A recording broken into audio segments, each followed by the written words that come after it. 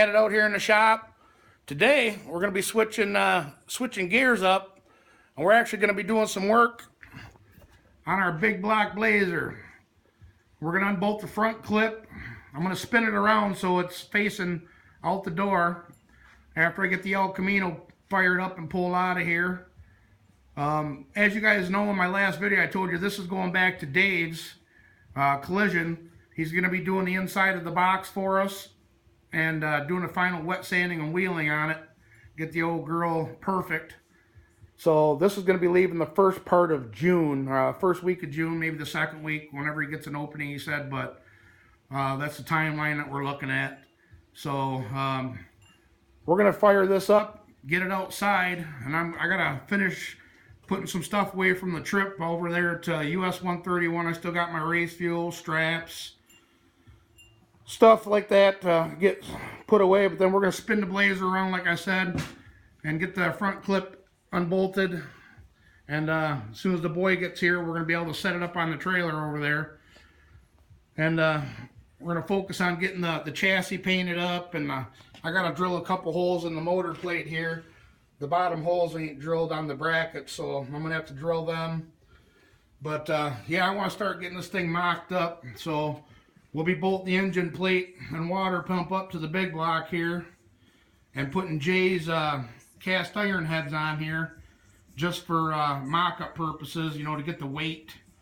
Because when Jason sat this chassis up, which you guys heard me say before, you know, they set it up with the ride height with 2-inch drop spindles that are supposed to be on it. And these are stock drop spindles. So when I was on Marketplace and bought these race brakes and everything, they are a 2-inch drop spindle. So I want to get the weight in here from the big block with them cast iron heads. Tony's got just a 400 turbo core over there that we could use to set, you know, to set in here to get everything mocked up there. Make sure that our drive shaft lengths are correct still, and stuff like that. So that's what we're going to be doing. We're going to be piddling around and getting this Blazer mocked up, and I'm going to start getting stuff ready to get the heads and the cam ordered. And I don't know if it'll make it out this year yet. I mean, we can only do what we can do, guys, you know, like everybody else here, you know what I mean. But there's no reason that I can't get the chassis painted up, you know, the engine sat in there, get my ride height established, stuff like that. But on the Camino here too, I got to get the drive shaft pulled out of here and taken over to our buddy that owns a driveline shop that me and Tony knows, and get new U-joints and it rebalanced. You know, we didn't get a chance to race this last year, you guys know, because it was at Dave's. And when we were at US 131, you know, going out the other end of the traps, I could feel a vibration in it again. And I was like, oh yeah, I forgot about that. But so we're going to have to get that fixed up, and before we take it to Ubley. I do got a set of colder spark plugs coming. I'm going to be running the NGK 9s colder plug in here for when we spray the nitrous. And when I got the drive shaft out, I'm going to also be installing this extra 2-quart tranny pan that I got. So, but anyways, guys, that's what's going to be going on today. We're going to get the motor plate and water pump bolted up to that front clip, you know, off of here. We're going to spin it around first, of course, but first thing we got to do is get this Camino fired up and get it out of the shop here and start there. So hang with us, guys.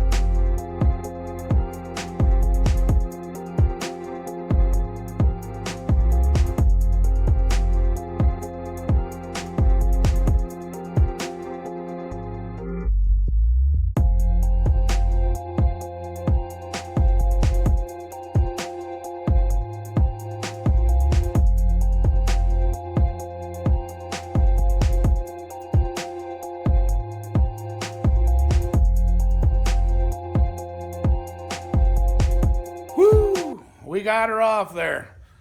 She was a little tight getting it off there, but we got her. Now I can go ahead and get my Scotch-Brite pad out, start knocking down some of the surface rust that's starting to form on here, and get everything all painted up. I'm going to tape up the uppers and lower control arms, the steering shaft, the rack, get all that done up, you know, taped up so I ain't getting it all painted.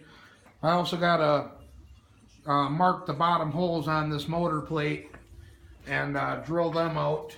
As you guys can see there, the motor plate wasn't drilled for the bottom holes yet. So we're going to mark that from the inside, and then I'll drill that and get it drilled out.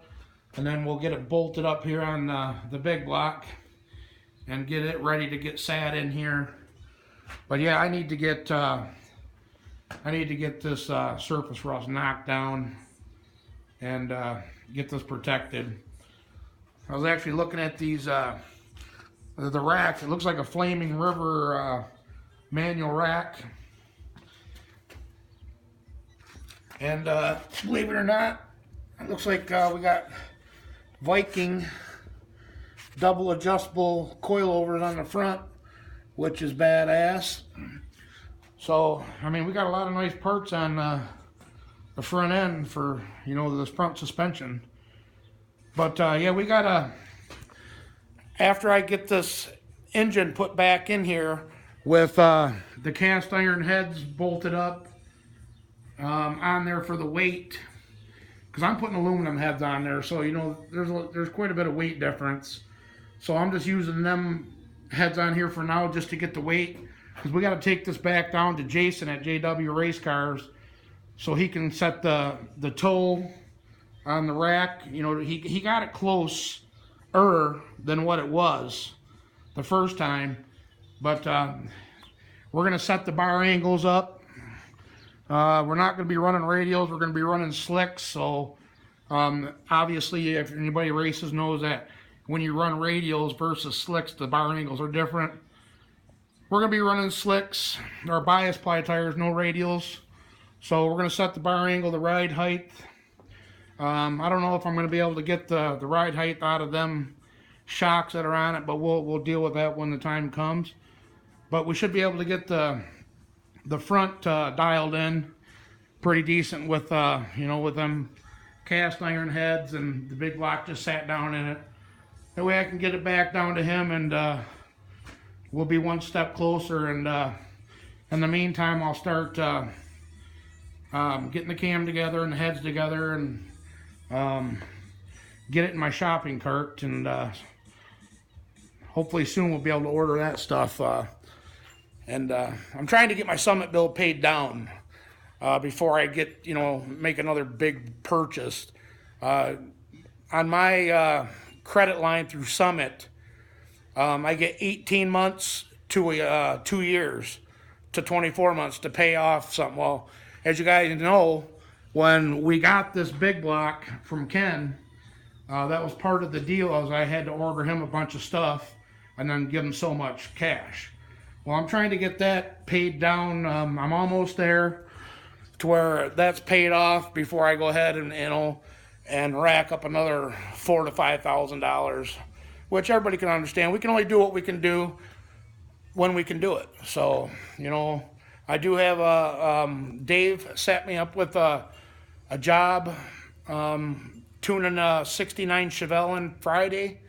We got to go to Caseville area to do that for a gentleman. We got to put it in time, adjust his carburetor. He wants the carburetor rebuilt, so that'll be a few extra bucks there. So anything that we can, you know, we do out of the shop here, that's what funds this stuff, which everybody can understand that. But anyways, guys, I'm going to put you on the tripod. I'm going to mark these holes out for the engine plate and get that off of there, and we'll slide the big block up here and we'll get it installed.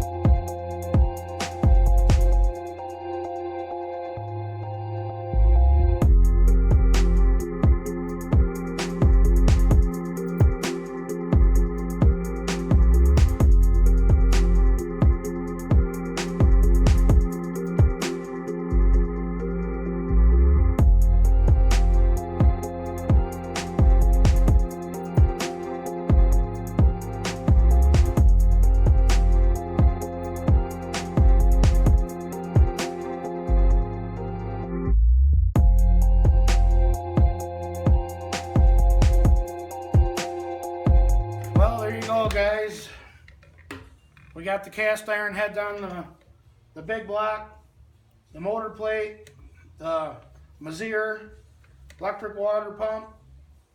We never did get a chance to drill the holes in the motor plate yet. I had to modify this head. He's got these big 3/4 plugs for the coolant passages, and the passenger head always sits back farther, while the driver's side head with that plug in it was hitting the engine plate. So I had to, I tried to break it free, and it actually broke the plug in half, so I had to grind it, which you guys could probably see in that time-lapse clip that I did. I said, how would I shut it off, and I had to work on it for a while, but we got it on there. These are just for mock-up purposes only. Like I said in the earlier clips, just to give it the weight. I don't have an intake to put on it because Papatron got the intake that was on Jay's 468 setup. So I think it'll be fine without it. I still got to pull the engine all down, get the camshaft out of it. It's got that bad cam in it. But like I said, this is just for mock-up purposes to get the weight in the truck so we can determine ride height on the front, and I can get it back down to Jason at JW Racecars, and he can get the bar angle set, get the ride height set on the front, and see what we can do about the back. I am going to have to get a longer set of adjustable shocks, but we'll get that figured out, and that way it's done down there with him. So this video is probably running pretty long, guys. I'm not going to show, video me doing the Scotch Brite on the firewall and all that, and spray painting. You guys, I ain't going to bore you with all that, but that is the next process that I'm going to do, is get all that done, everything taped up, painted under here, under the engine compartment. That way I can get this in it, get it bolted up, and we can ship it back down to JW, and he can finish doing what he has to do to get the chassis right. And like I said, in the meantime, we'll get, I still haven't decided what heads I'm going to go with. I know I'm going to go with the AFR, but I don't know if they're going to be like a 325 or a 345. I don't need a 385. I mean, this is, I think the dome on these pistons ain't real big. It does have a decent dome, but they're not huge. So it's probably like a 10.5 to 1 engine. So I think put a smaller set of, something that I can grow, you know what I mean? If we ever want to get the, decked, it's already zero decked, I mean, but, we want to deck the head to get the compression up there. But, I'm thinking at least a 345 AFR head would make this work good. And, around the 700-ish solid roller. I have a 660 over here, flat tappet that Jay gave me. But when I was putting these heads on here, I noticed on one of the valves it's got a different retainer.